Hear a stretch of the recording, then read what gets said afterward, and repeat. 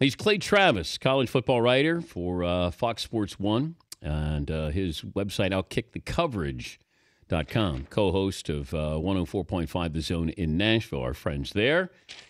He joins us now. You took dead aim at the commissioner on Friday. What could the commissioner have done differently going into that press conference, Clay? He could have emoted. He could have Bill Clinton and felt our pain. I think what he was trying to do and what I really kind of couldn't get away from in the optics of all that situation was this is basically the equivalent of politics and sports becoming one and the same, because as you watched what that looked like, it looked like a senator or a governor or a president who had done something wrong that was seeking to beg forgiveness.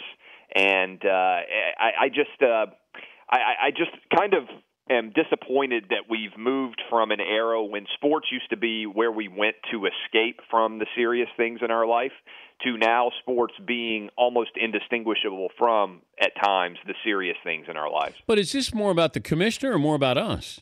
I think it's more about us. Really. I mean, I don't believe that Roger Goodell should resign. I don't believe that he should lose his job.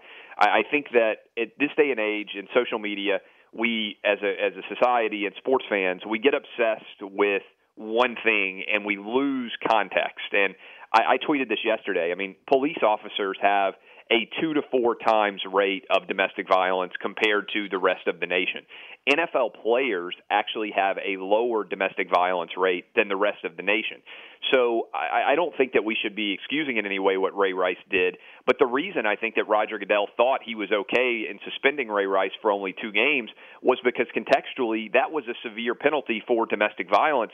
It was only a decade ago that David Stern let Kobe Bryant play basketball while on trial for rape. And nobody even really blinked an eye. He was taking private jets from hearings to go play basketball that night, and everybody thought that was fair because the process hadn't played itself out. Well, now it's a new era, and I think that new era caught Roger Goodell unawares, and so he feels the need to try and apologize for everything, when in reality it's not really Roger Goodell's fault. The NFL is just mirroring what is a major issue for this country. Domestic violence strikes at all walks of life. But are we over covering it or not covering it correctly? I think both, honestly. I think that the video should not have been as big of a story as it was, because we should have reacted initially based on the police reports and the first video that we had of him dragging her off the elevator. There wasn't an uncertainty about what happened in that elevator. I mean, everyone who watched that knew that he knocked her out in some way. So we need to be smarter, I think, to read police reports, to ask questions that should be asked, which I think is the most significant. Why in the world is no one upset with the prosecutors here? To their credit, ESPN did a report where they pointed out that less than 1% of all individuals who have been charged with what Ray Rice was charged with get this pretrial intervention type of way to solve the case. And nobody seems to be mad at the prosecutor. I mean, if you compare the amount of attention that the prosecutor's office in New Jersey has gotten with the amount of attention that Roger Goodell has gotten, it's a pinprick. And that's their job. Their job is to punish people. Roger Goodell's job is not to punish people for breaking the law. He's Clay Travis, the website OutKickTheCoverage.com, joining us, Dan Patrick's show. What about the coverage of Adrian Peterson? I know that, I live in the South where everybody wants to spank all the time, and I think people are confused on some level by that. To me, if Adrian Peterson had sent his son off to school and the kid had come back from school or daycare with those injuries from a caregiver, every single person on earth would say that caregiver needs to be prosecuted. I don't know why we change our mind when a parent does it to their own child. To me, that's pretty much indefensible. I mean, I've got a 4-year-old, and a 4-year-old doesn't respond well to being whipped. I mean, it just doesn't work. He's too young. And to me, I don't understand why if everybody else did it to your kid, you would want them locked up. But if you do it yourself, that's somehow discipline. No, I think he crossed the line.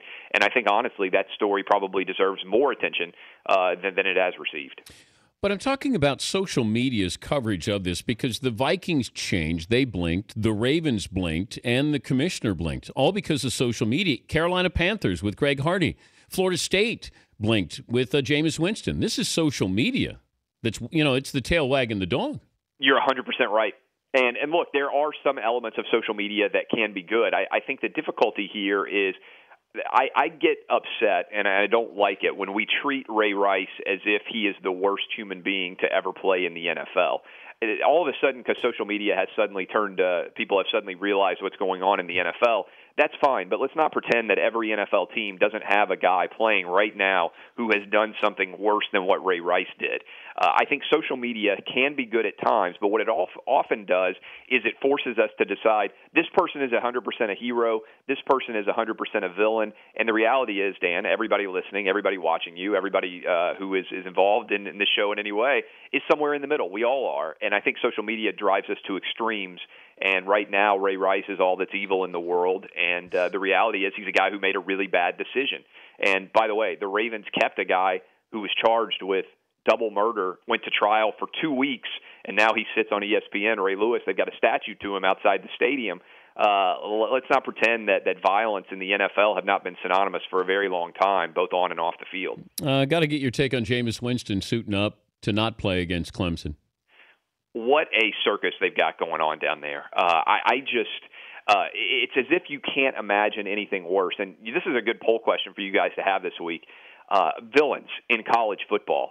I think that every single person who was watching the Clemson-Florida State game on Saturday night who was not a Florida State fan was rooting for Clemson. And I know we've had villains before in college football. Some people didn't like Tim Tebow. Some people didn't like Johnny Manziel, Cam Newton.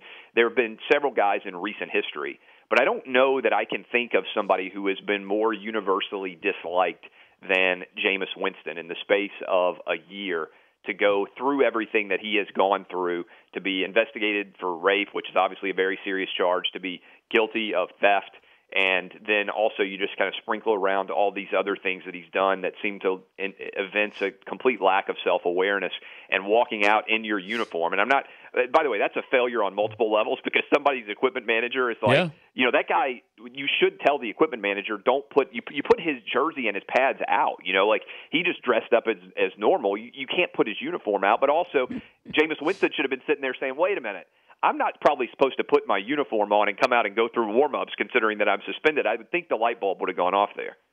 Thank you, Clay. Appreciate y'all having me. Thanks a lot. That's Clay Travis, college football writer for Outkick the Coverage and Fox Sports 1, college football analyst.